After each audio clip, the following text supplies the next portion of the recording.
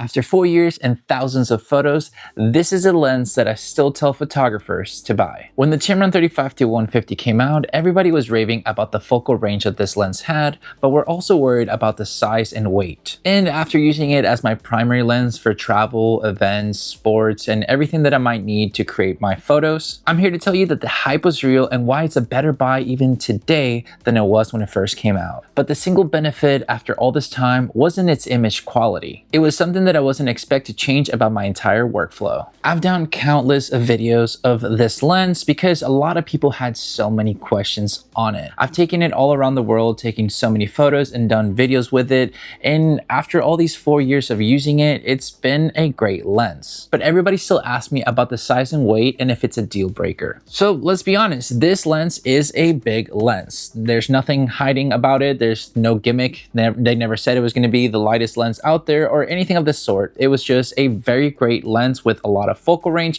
with great aperture, well, and with its size. But I vividly remember when I first got it and I did my initial testing with comparing it to my prime lenses that I had a 35mm and an 85mm, that it just showed me that despite of its size, I was now condensing even more, because it honestly did change my workflow because it actually made me condense down. I was able to have a nice range of 35mm at f2 to get to the 150 to the 2.8. And it allowed me to just go ahead and get rid of my prime lenses where I could just bring this one lens whenever I'm traveling, despite of the size or weight into it. And over the time, you honestly just get used to the weight itself. I don't even think about this lens being a heavy lens anymore. I'm so used to it, so just in the thought that I know I can lug it around for miles and hours and everything, and I know that I'm gonna get everything that I want and more. I don't have to worry about if it's gonna be too heavy for, you know, if I want to bring extra lenses, because I don't need to bring extra lenses. Just having a 35-150 for my workflow, it just really is pretty much all I need. I might bring my 20-40 by Tamron or my Sony 20-70 to pair up together,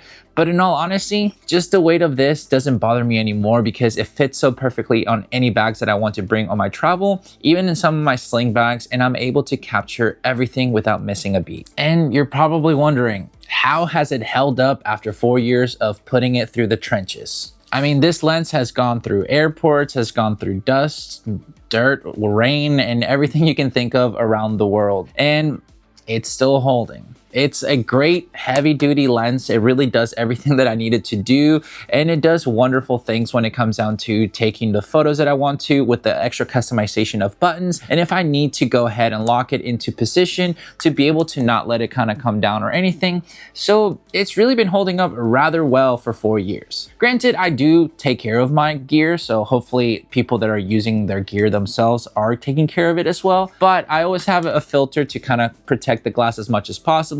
I try to clean my gear routinely as I can, especially if I know I'm gonna have to go out and about on a big travel that I want to get everything nice and, you know, ready. But I still use it for everything, and it's been holding on so dearly strong after 4 years, which if you break it down per dollar, when it first came out, I think was like $1,700-$1,800. I think I've gotten my money's worth when it comes down to how much I've used this over the time. And speaking about money, is the price still worth it? I personally think so. I mean, you can honestly find this lens used because a lot of people maybe might have outgrown it because they didn't like the weight of it for certain aspects of what they were wanting to do for their workflow. So you can find it fairly easily into the used market.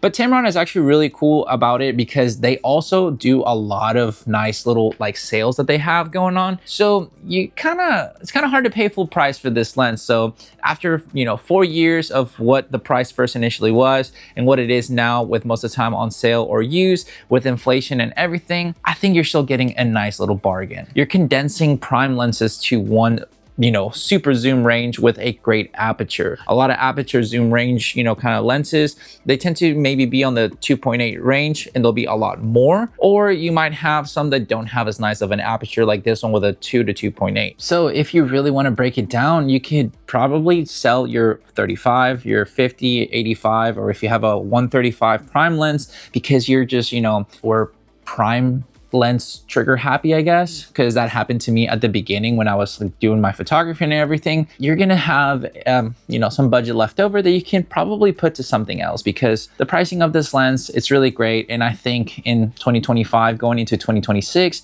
I think it's more than worth it to, you know, invest into it if you want to have something that you don't need to be consistently changing or anything, because of the price point and what you can do with this lens. But yeah, what does this lens actually do for photography and videography? Well, the biggest and most obvious thing is you don't have to swap lenses all the time. If you're an event photographer or do anything on the go very fast when it comes down to your photos and videos, you know that you don't have time. Changing lenses, changing anything of that sort that you have to take more than a couple seconds is vital to not mess up, because that's the reason why a lot of wedding photographers tend to have two camera bodies with two different prime lenses or anything of the sort, because they know that they have to be so fast, so efficient, and make sure that they don't miss a beat or a moment or anything of the sort. And if you do event photography, if you do anything of the sort like that, you know, having a nice little zoom kind of range that you can essentially go ahead and go from 35 all the way to 85 in camera really fast without having to sacrifice too much of an aperture compared to, you know, prime lenses or anything. It's a huge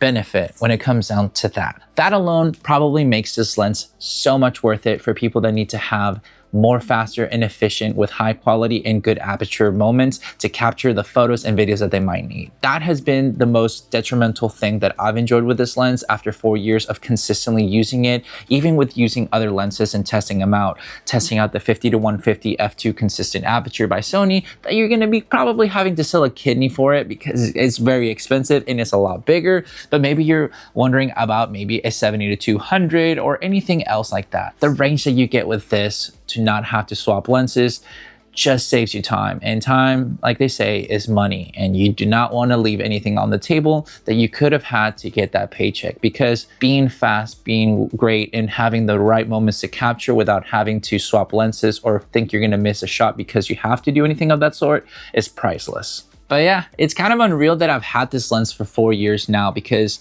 it actually helped me kind of boost my YouTube channel back in 2021 when I first got it, and I was doing videos on it that people were asking me so much about it, so I had to break down different videos of things that I thought people were interested in, and as well for myself when it comes down to information that I would want to essentially, you know about this lens when it first came out, because I kind of got lucky that I was able to get it and, you know, kind of have the nice little everything to be able to use it for my pleasure. But, you know, not everybody was able to, so I was kind of glad that I was able to get it first, make some videos, and help my YouTube channel get a little bit more traction that way to be where it is today. So I truly appreciate everybody that's ever given the channel a chance and has, you know, watched a video about this lens that I've done multiple of, and, you know, get to learn a lot about this lens and maybe influence you to get the lens itself or not. Doesn't matter, at least you're here watching it. But if you ever want to see any of the gear that I use, I of course have my affiliate links that help out the channel down below. If you want to check them out, I have everything that I use right there right now. So if you want to support the channel that way at no extra cost to you, you're welcome to do that. And another way that you can support the channel as well is by getting my custom presets and LUTs that help, you know, color grade my photos and videos that I use for myself. So if you like what you see, go check it out down below, and I would really appreciate everything that you know get. If you do, if you don't, and you just want to watch and support that way, hey, that's something as well, and I truly appreciate that. But let me know if you have any questions about the Tamron 35-150 that I might have not covered when it comes down to today's video, because like I said, I've done a few videos on this lens, but it's been 4 years, so it was kind of a crazy, you know, timeline that I've had with this lens, and I've done so much with it, and there's going to be so much more that I'll be doing. So it's kind of cool to be able to make this video of an update of a 4-year update with this lens. So if you have any questions about it and you're not sure still, maybe I can influence you in the right way to know why it would be a great lens or why it might not be the right one for you. But with all that said and done, guys, thank you so much for watching this video. Make sure to like and subscribe, share this video with a friend. I'll catch you guys in the next one. See ya.